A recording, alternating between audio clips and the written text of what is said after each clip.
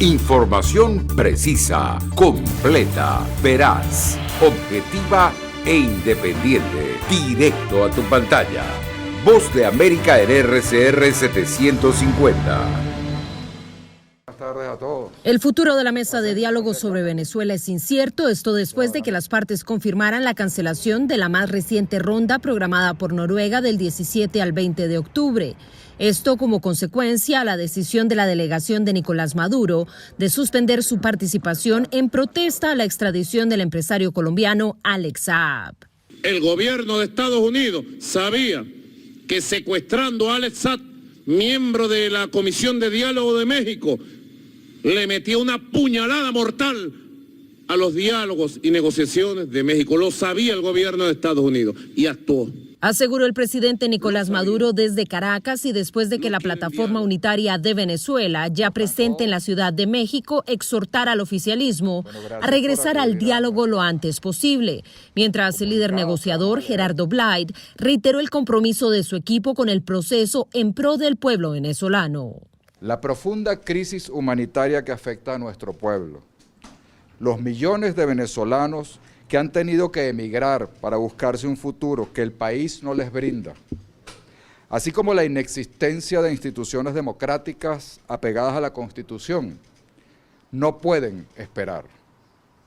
Ninguna persona es más importante que todo el pueblo venezolano. A pesar de esta situación y el impasse con el equipo negociador del gobierno de Maduro en la última ronda de negociaciones, Noruega, país mediador, le sigue apostando al diálogo.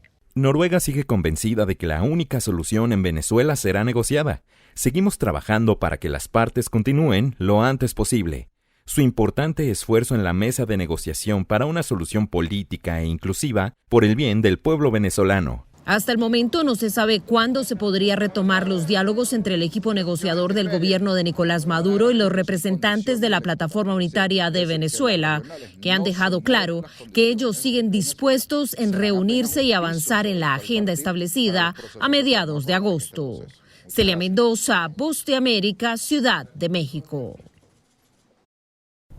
Los 6 ex ejecutivos de Citgo detenidos en Venezuela desde 2017 y que hasta el sábado cumplieron arresto domiciliario, fueron nuevamente trasladados a una cárcel ubicada en una de las sedes de los organismos de inteligencia. María Alejandra Poleo, abogada de 3 de los ex ejecutivos, dijo que no hay orden judicial. Presumimos que es una retaliación política por el tema de la extradición de Alex Saab. Lo calificamos de una torpeza por parte del gobierno nacional de Nicolás Maduro, ya que estamos en vísperas de la visita del fiscal de la Corte Penal Internacional, el señor Karim Khan. Verónica Badel, hija de uno de los ex ejecutivos detenidos, coincide en que la medida ocurre en represalia por la extradición de Saab a Estados Unidos. Al igual que otros 4 ex ejecutivos de Citgo, el padre de Badel tiene nacionalidad estadounidense y dice estar frustrada con el gobierno de Estados Unidos. Este caso no ha progresado para nada. Veo que están resolviendo otros casos, están interesados en otras cosas y no están preocupados de la vida de los americanos. Han puesto la vida de mi papá en peligro, extrayendo a Alex Saab. Un portavoz del Departamento de Estado dijo a La Voz de América que continuarán trabajando para asegurar la liberación de los americanos injustamente detenidos en Venezuela. El gobierno venezolano aseguró que la extradición de Saab, acusado de liderar una red de lavado de capitales y de ser testaferro del presidente Nicolás Maduro, es un acto de agresión de Estados Unidos y decidió suspender su participación en la mesa de diálogo que llevaba adelante en México con la oposición venezolana, que a su vez calificó de irresponsable el anuncio del gobierno y lo acusó de evadir la atención que requiere el 76.6% de la población venezolana en pobreza extrema. Carolina Alcalde, Voz de América, Caracas.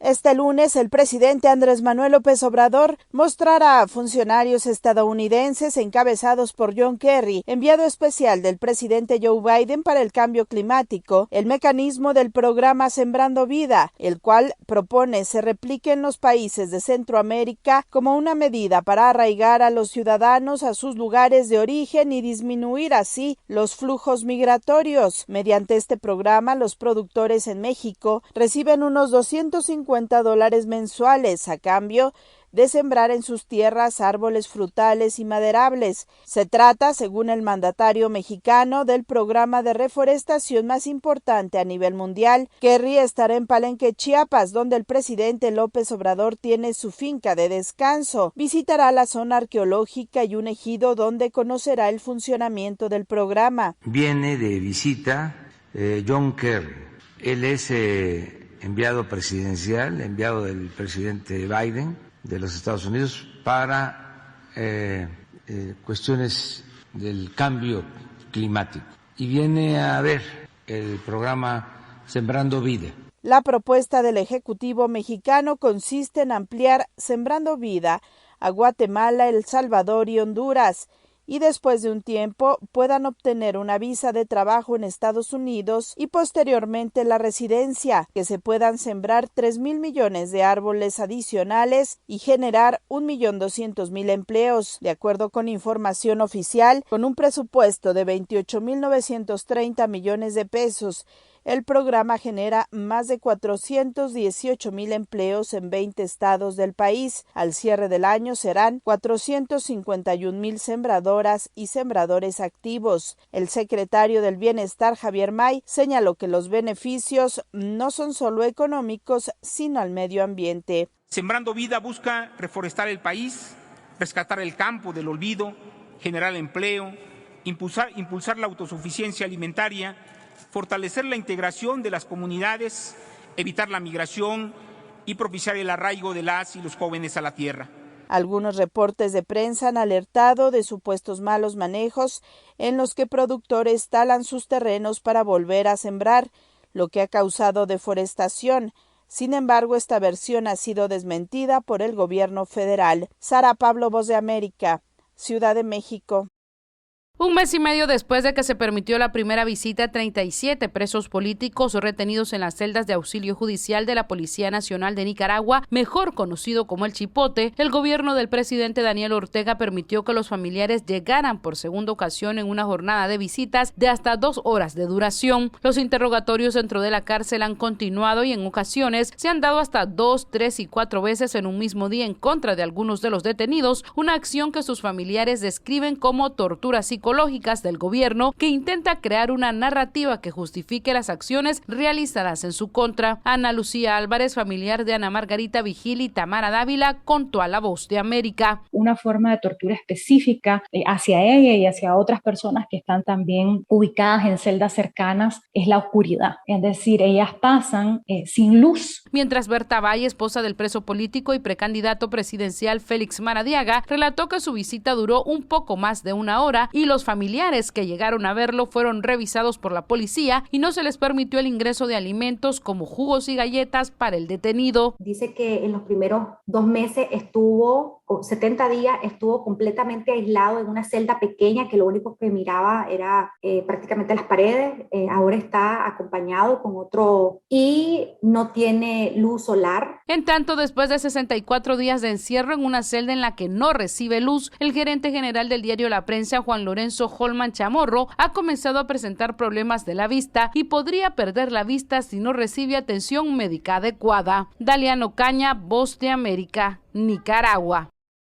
La tendencia de casos positivos continúa disminuyendo en Guatemala. Según datos del Ministerio de Salud, actualmente se reporta una positividad promedio del 10% de las pruebas realizadas en la última semana, después de haber alcanzado hasta un 35% durante agosto y septiembre, por lo cual el ministro de Salud, Francisco Coma, pide a la población continuar las medidas de prevención. Estamos en una etapa importante de disminución del número de casos, pero sobre todo de disminución de los índices de positividad, y deberíamos de hacer el esfuerzo por mantenernos así y evitar esos escenarios que proyecta la Universidad de Washington de un repunte en el número de casos importante. El doctor Coma asegura que la reducción es producto de las acciones conscientes de la población al guardar el distanciamiento y el uso de mascarilla, aunque también podría ser resultado del avance en la vacunación. El impacto más importante es lo que está representando la vacunación. Primero, se reduce la posibilidad de contagio. Sí disminuye el impacto sobre los usos de los servicios en la red hospitalaria.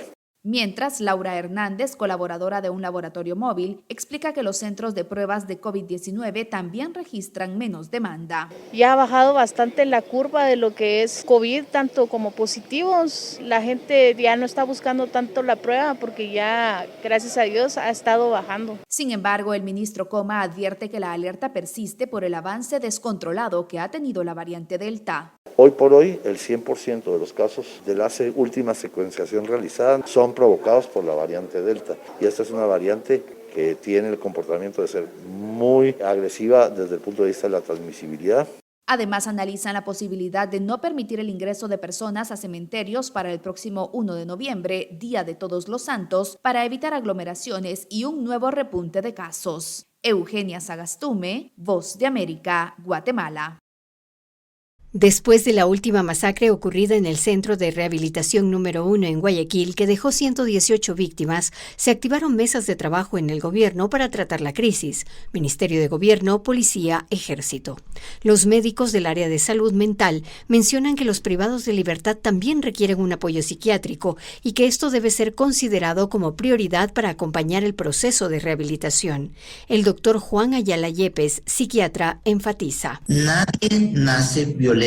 Definitivamente esas personas se van distorsionando paulatinamente. Esto se comprueba con los testimonios que dan peritos, quienes, después de casi 3 semanas de haber ocurrido la masacre, aún continúan identificando los cadáveres de víctimas que fueron calcinadas. Elizabeth Carrasco, del Departamento de Identidad Humana, menciona: 9 cadáveres quedan por ser identificados que se encontraban en un estado de carbonización grave, se puede decir. El deterioro de la salud mental de los privados de libertad debe ser tratado por psiquiatras y psicólogos, pero estos últimos no son suficientes, pues para atender a cerca de 39,000 personas existe un promedio de 60, y en los últimos motines los presos dañaron los consultorios donde recibían sus terapias, y los psiquiatras no han sido involucrados en el proceso de rehabilitación hasta el momento. La ansiedad, la depresión, la psicosis, quienes deben identificar esas patologías psiquiátricas somos nosotros, los profesionales psiquiatras de la salud. Ecuador no tiene una ley de salud mental. Los médicos que tratan estas patologías han presentado una propuesta a la Asamblea Nacional, pero hasta el momento no se ha tratado. Giselle Jacome, Voz de América, Quito.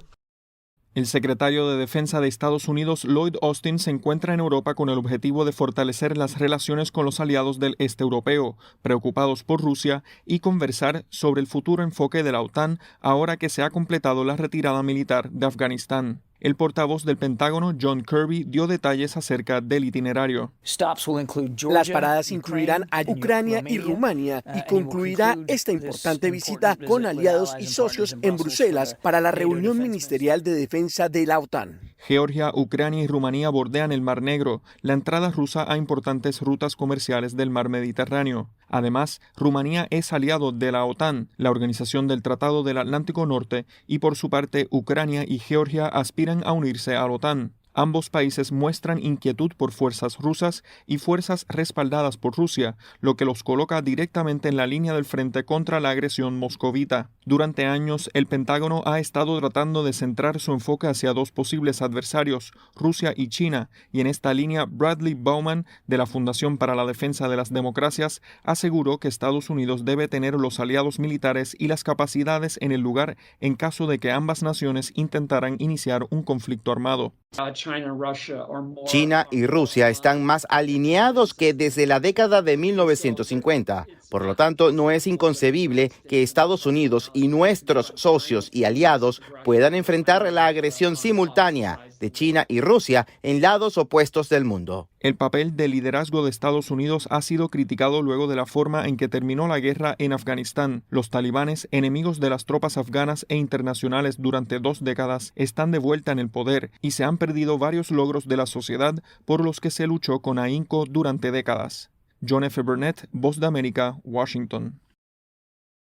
El gobierno de los Estados Unidos está tomando medidas para asumir los posibles riesgos económicos causados por el cambio climático. Para esto, presentó un informe donde detalla los planes gubernamentales con los que se intentará proteger los mercados financieros, seguros de vivienda y vida, así como los ahorros de las familias estadounidenses. El documento obedece a una orden ejecutiva impartida por el presidente Joe Biden y resalta la reconsideración del proceso hipotecario, de las divulgaciones del mercado de valores, de los planes de jubilación, de las adquisiciones federales y de los presupuestos gubernamentales, con el objetivo de que el país pueda valorar los posibles riesgos ocasionados por el cambio climático.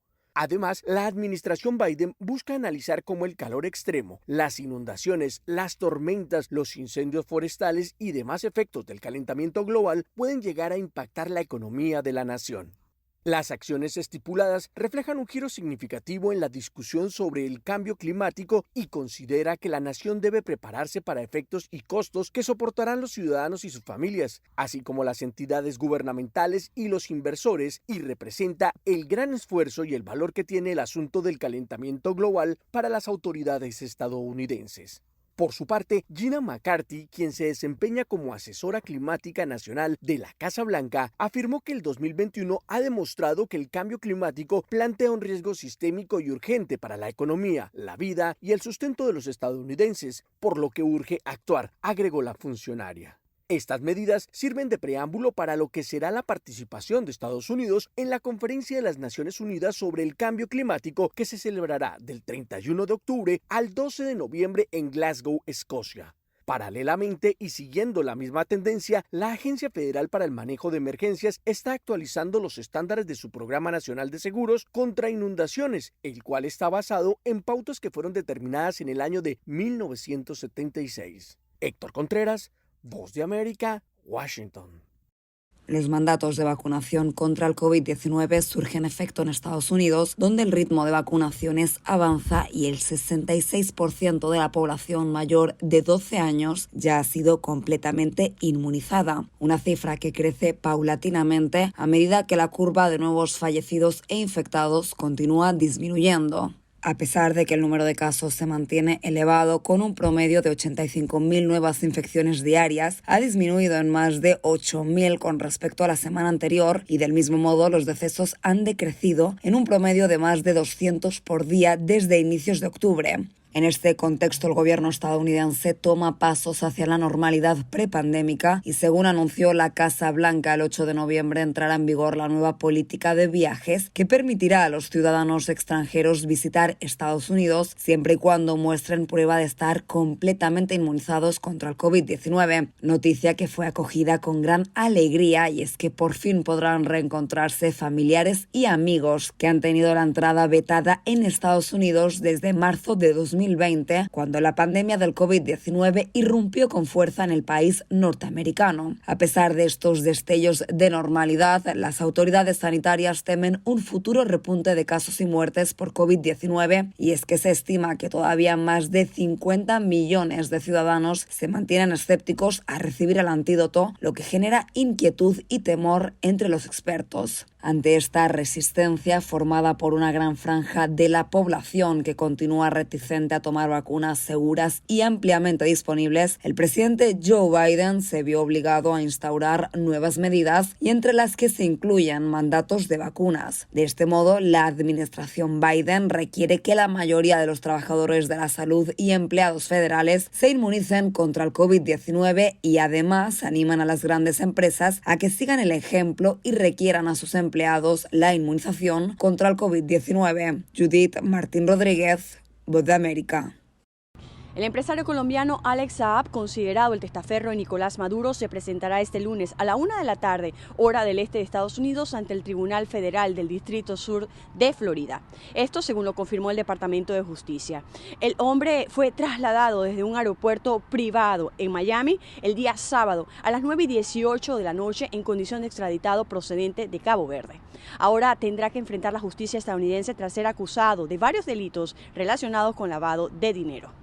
Por otro lado, el Departamento de Estado de Estados Unidos confirmó el domingo el secuestro en Haití de 17 personas, entre ellos 16 ciudadanos estadounidenses cuyo paradero aún es desconocido desde el sábado. Esto cuando realizaban una misión en Puerto Príncipe. Se trata de 17 misioneros de una organización cristiana con sede en Estados Unidos que habrían sido secuestrados presuntamente por una peligrosa pandilla denominada 400 Maguoso. Así lo dijo la policía de Haití el domingo. En otras informaciones, el presidente de Estados Unidos, Joe Biden, habló con cientos de oficiales uniformados en un servicio conmemorativo que se realizó el sábado para honrar a los agentes del orden que perdieron la vida en el cumplimiento de su deber. Una ceremonia que tuvo lugar frente al Capitolio y que honró a 491 agentes de la ley que perdieron la vida en el trabajo entre los años 2019 y 2020. Desde Washington, Sofía Pisani, Voz de América.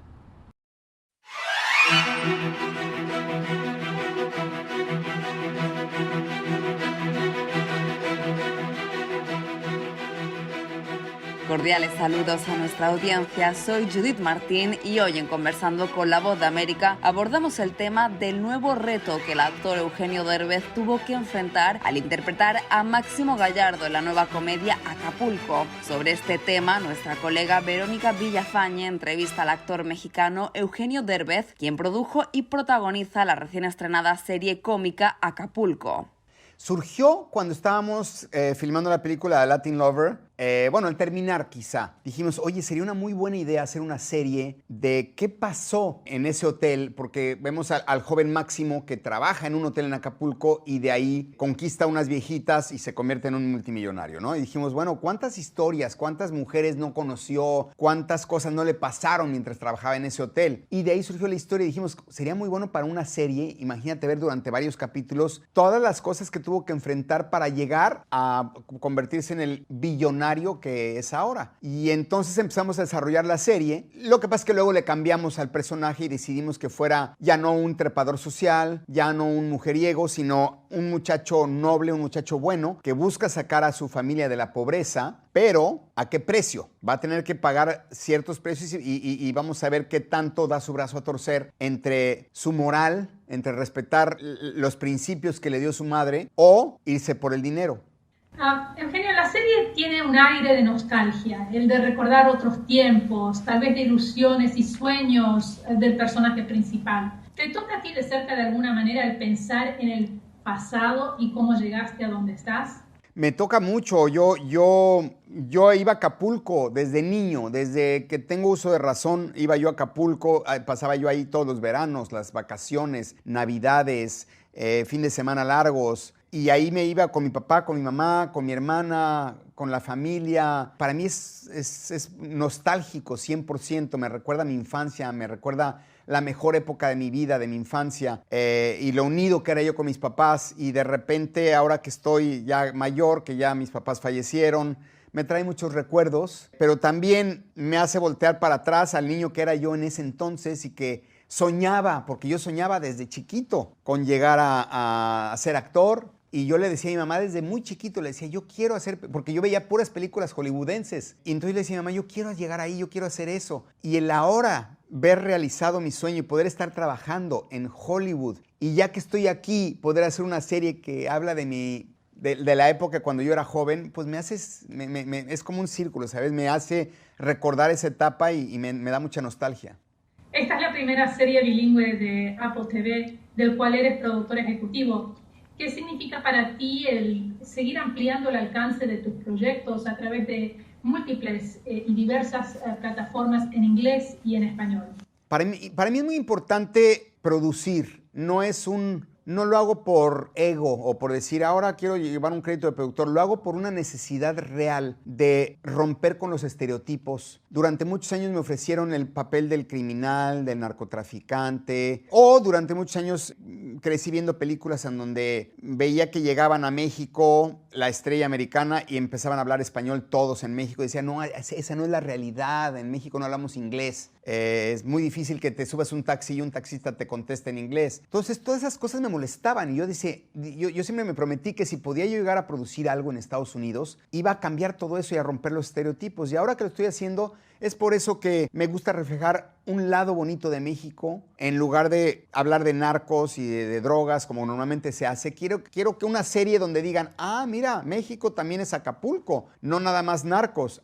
Mira, también es bilingüe, como debería de ser. Llegan a México, pues hablan en español, hablan en inglés. Como es la vida real, no la versión hollywoodense, ¿me explico? Y para mí como productor sí era una verdadera necesidad. Por eso es que he empezado a producir, para poder tener injerencia y poder tomar ese tipo de decisiones. Era el actor Eugenio Derbez, protagonista y productor de la serie Acapulco, y sus reflexiones sobre su último proyecto en el que busca romper con los estereotipos habituales sobre América Latina y traer al espectador un retrato más real y positivo de México.